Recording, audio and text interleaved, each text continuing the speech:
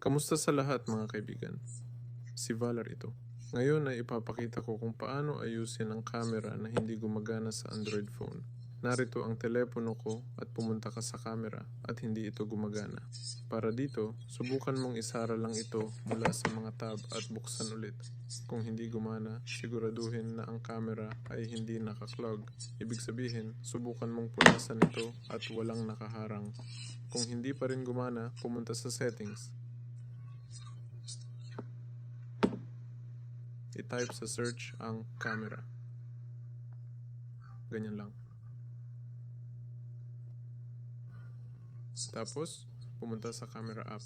Dito, bigyan ng permission sa camera.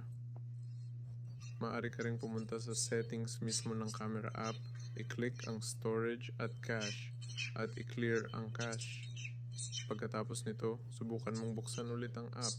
Maaaring makatulong ito.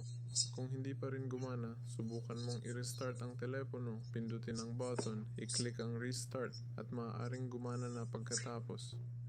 Kung hindi pa rin, pumunta sa settings at tingnan kung may mga system updates.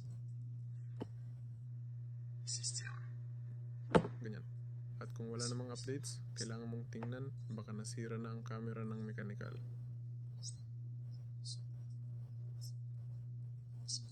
Si Valar ito, paalam sa lahat.